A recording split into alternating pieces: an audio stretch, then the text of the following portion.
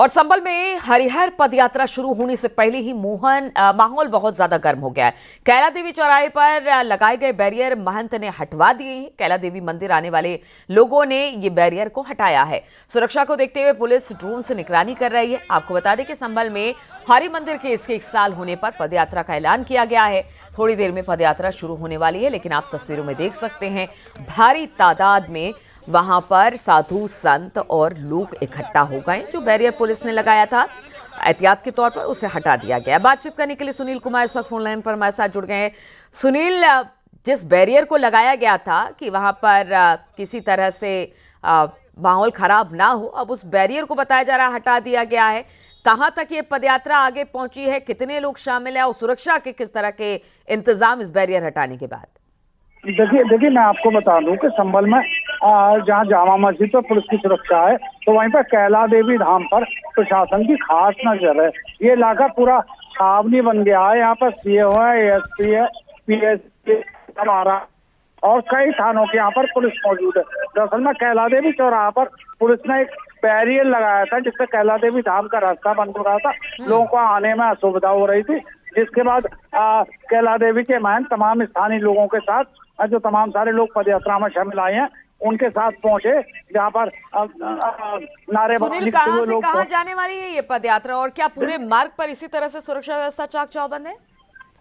देखिए मैं आपको बता दूं, कैला देवी धाम से ये यात्रा संभल जाएगी, जहां पर हरि मंदिर की परिक्रमा करनी है पद यात्रा के माध्यम से, जिसको लेकर तमाम सारी कवायद की जा रही है। सुबह से ही पुलिस यहाँ पर अलर्ट है।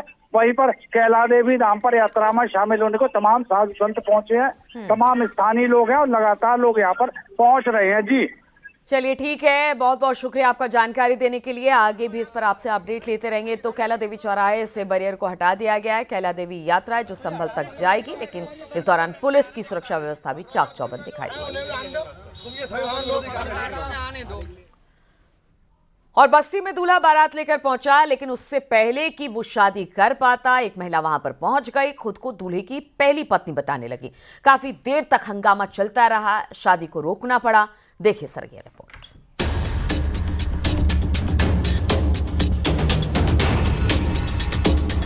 मीडिया ये देखिए, मेरे पास पूरा लीगल प्रूफ है। ये मेरे साथ ये वही लड़का है जो इसमें है। देखिए सेम शेरवानी पहना है उस बंदे ने। ये वीडियो लो, इसका वीडियो लो। ये वही लड़का है जो मेरे साथ शादी किया हुआ है। ये वही लड़का है जो भी दूसरी शादी कर रहा है। शादी के मंडप में एक महिला पहुंची और दूल्हे को अपना पति बताने लगी। शादी समारोह में हड़कंप मच गया। जहां जश्न का माहौल था, वहां अब टेंशन के बादल छा गए।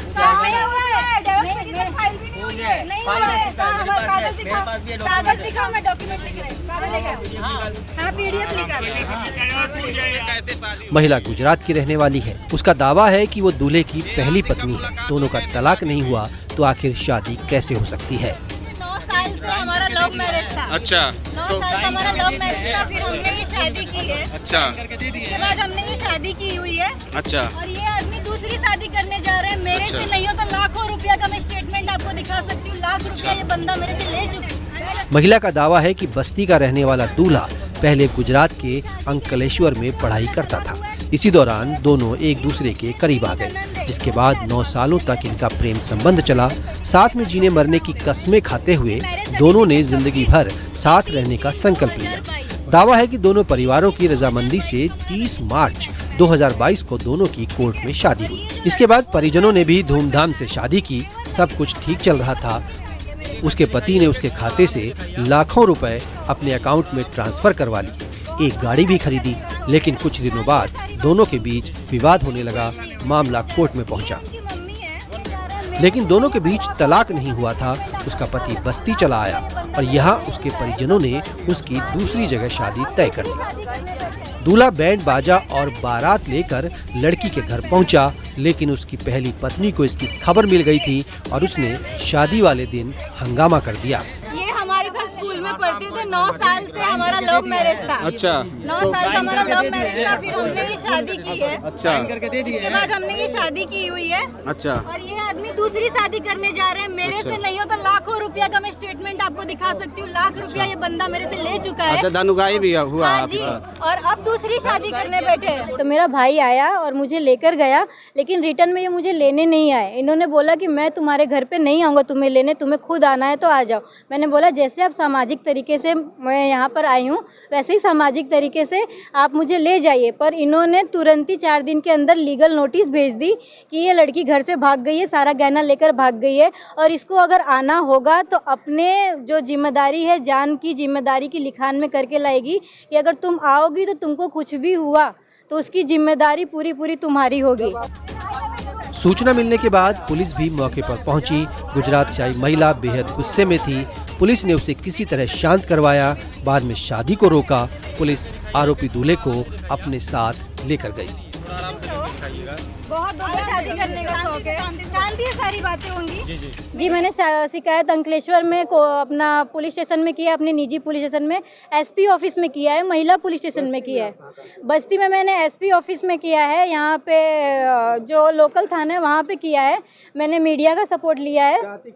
जी मैं ये चाहती हूँ कि ये शादी रुक जाए और मेरा पति गुजरात में जहाँ पे इनका घर है, मैं इनके साथ अपना जीवन बिताना चाहती हूँ। फिलहाल पुलिस मामले की जांच पड़ताल में जुटी है। जांच के बाद ही आगे की कार्रवाई होगी। बस्ती से हिफ्जुर रहमान के साथ bureau report, news 18 UP Uttarakhand.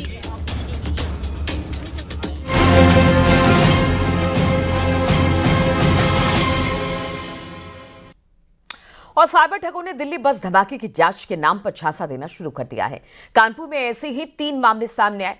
Terror connection बताकर एक महिला से लाखों की रकम डिजिटली अरेस्टिंग के बाद खातों में ट्रांसफर करा ली, जबकि 2 लोग बच गए। पुलिस अब इस केस की जांच कर रही है। देखिए सर ये रिपोर्ट।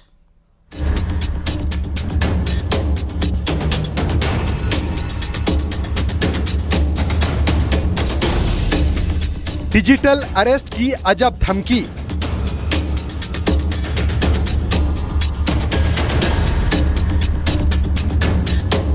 टेरर कनेक्शन बताकर लाखों की ठगी।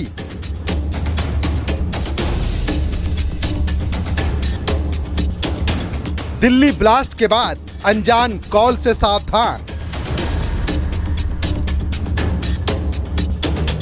कानपुर में साइबर ठगों ने एक चौंकाने वाली वारदात को अंजाम दिया। एक महिला को कॉल कर कहा, हेलो, तुम्हारा नाम दिल्ली कार ब्लास्ट में सामने आया है, बचना चाहती हो तो बताए गए खाते में कैश ट्रांसफर कर दो, नहीं तो जेल जाना पड़ेगा। महिला को आतंकी गतिविधियों में शामिल होने का डर दिखाकर डिजिटल अरेस्ट कर लिया गया। इसके बाद 6,66,000 रुपए खाते में ट्रांसफर करा लिए गए।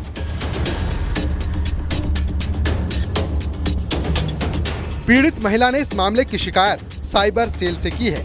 कैंट थाना क्षेत्र में रहने वाली सुनीता गौड़ ने साइबर सेल को दर्ज शिकायत में बताया कि दिल्ली ब्लास्ट के बाद उनके पास लगातार 2 दिन फोन कॉल आई।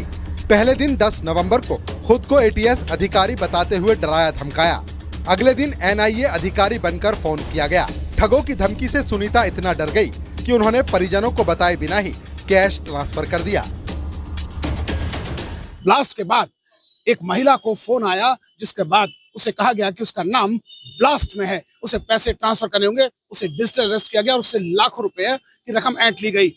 डरी सी महिला ने उसे पैसा तो दे दिए, मगर उसे जब दोबारा बात की गई तो उसने इसकी सूचना पुलिस के अधिकारियों को दी और पुलिस की टीम इसमें लगी। इन सब के बीच चौंकाने वाला मामला सामने आया कि अकेली वो महिला नहीं थी, अन्य 2 लोगों को भी उसने डिजिटल अरेस्ट किया और उनसे पैसे की मांग की। हालांकि उन दोनों ने पैसा नहीं दिया और महिला उसके चंगुल में फंस गई। ऐसा ही मामला रिटायर्ड बैंक कर्मी के साथ हुआ और एक मिठाई की दुकान के मालिक के पास भी इसी तरह का फोन कॉल आया।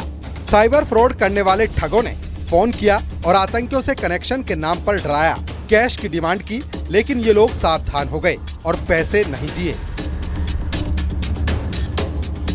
फिर एटीएस पूना से इन्होंने मोबाइल को लिंक कर लिया बातचीत में, और एटीएस पूना से उन्होंने कहा कि आप स्टेटमेंट अपना वो दीजिए हमको, ताकि हम उसको आपका वेरिफिकेशन कर सकें कि ये क्या सही है क्या गलत है, और अगर आप नहीं ऐसे बता रहे तो आपको वैसे तो आना चाहिए यहाँ एटीएस पूना ब्रांच आ करके डिपार्टमेंट में, और वहाँ आप अपना जो है ये सारा स्टेटमेंट रिकॉर्ड करवाइए।